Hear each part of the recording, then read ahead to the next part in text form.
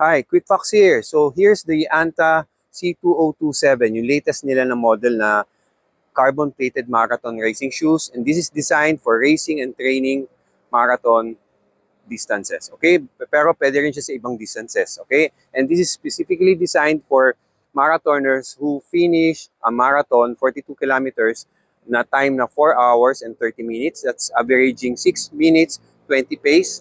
And yung sa mga nag-finish din ng 3 hours 30 seconds na marathon, that's averaging 5 minutes pace. So ang update talaga dito, kasi meron akong C2025 and 6, ang pinaka-update talaga dito, malaking change na ginawa nila is yung midsole. Okay, mas malambot na daw, mas bouncy, okay? And that's according to Anta and other users na nakagamit na.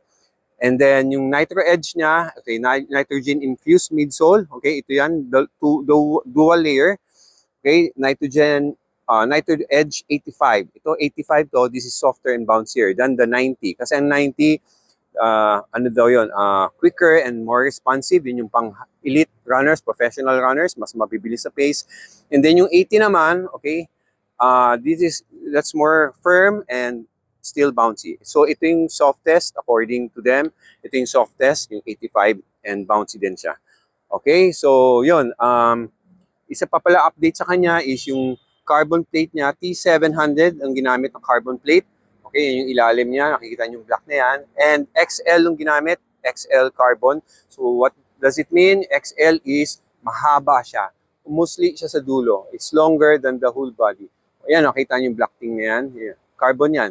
Okay, yung black na yan. So, mostly siya XL, so extra long or yun, baka yun ibig sabihin niya. Basta, mas mahaba siya and maganda yung dip niya. Yung curve niya maganda. Okay, so this is designed for heel strikers and midfoot strikers. Madaming may gusto nitong model na ito na nakagamit dahil balance yung design ng midsole niya. And then, yung design nito is Year of the Horse design for the Chinese New Year. And yung design niya dito, I think, I research, ano to, parang buhok ng horse. Okay? And yung designer daw nito, I research also, and this is the signature of the designer of this colorway. Ganda, di ba? White and red. Yun. And may additional daw na arch support dito compared sa naunang version. Yan. Mas may additional siyang arch support. And wider na yung ilalim niya. Okay? Mas wider. And yun. And yun. This looks promising kasi ang gaan eh. This is only 210 grams for size 11. So ang gaan nun for size 11. So imagine what more kung mas magaan yung, mas maliit yung kinuha yung size. So I will try it now. Okay, pero bago ako tumakbo ng tempo run, quick tempo run, isuotin ko muna para mapakita sa inyo, para ma-experience din natin yung lambot niya. Kasi initial na sinuot ko kasi pumunta ako papunta dito, nilakad ko siya. Ang lambot talaga, okay? Malambot talaga siya. Sobrang lambot compared sa nauna. And very bouncy. Okay, nanibago ko.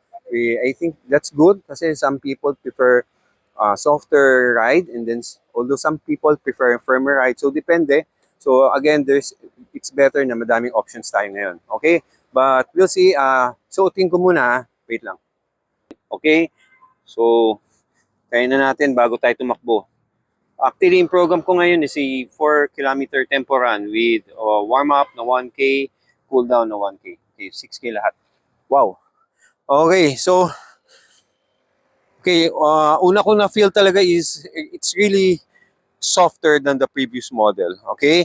And so far sa ngayon na-feel ko, it's soft but still stable. Hindi siya sobrang lambot, which is great, which is nice kasi okay, I feel na mas mabilis tayo pag ano eh. For me, feeling ko mas mabilis tayo sa race kapag di sobrang lambot. But still, this is softer than the previous models. And talagang lumulubog, oh, ayan. Okay, so ipipress ko yung likod, tingnan natin. Yan, lubog, oh. Lumulubog talaga siya. And ang bilis ng bounce. Okay, and then just the right amount of softness. And again, high performance racing shoes kailangan binibreak in. So, pwedeng mas lumambot pa to. Usually, mas lumalambot pa to. Okay, so, ang lambot niya, very comfortable, balance na balance yung lambot niya. And I can really feel the support here. Itong nakausling to, may support talaga siya. So if you're supinating, lalo pag pagod na tayo sa marathon, nakakatulong siya. Kasi ang lambot to, may support. Okay, and then bouncy. Okay, bouncy siya. Ngayon, napipil ko. Talagang lumulubog siya and then balik agad. Okay, and then yung balance niya, I can feel na 6 mm drop talaga siya. Balance. Hindi ako nakaganyan, hindi ako nakaangat. This has 28 mm, 34 mm. Pero ngayon, I feel it's thicker than the actual thickness. Okay, sinukat ko rin siya and chinek ko, yun din ang sabi ng Anta, 28 or 34 siya. Okay, so again, mas nafe-feel ko na mas mataas ako. And that's great, especially if you're doing marathon runs, talagang malayuan. You feel protected, okay? There's less impact or stress sa katawan natin. Okay, that equals to a faster time and fresher legs. Lalo na pag mga last 5K, last 10K ng marathon. Okay, so sarap itakbo to. At siya, talagang ibang feeling. You're stepping on a quality na foam na soft and bouncy. Okay, just right. And then, okay, and then, yung roll niya, ang dito yung ano niya, oh. I-observe ko sa run ko, yung roll niya, andi dito sa may midfoot mismo. Not too early, not too late. Okay, iba kasi masyadong early yung roll niya, yung angle niya. Masyado tayong napupush, tumakbo na mabilis, very early on the stride. Kaya ito, I feel na nasa gitna siya ng midfoot natin sa may ball.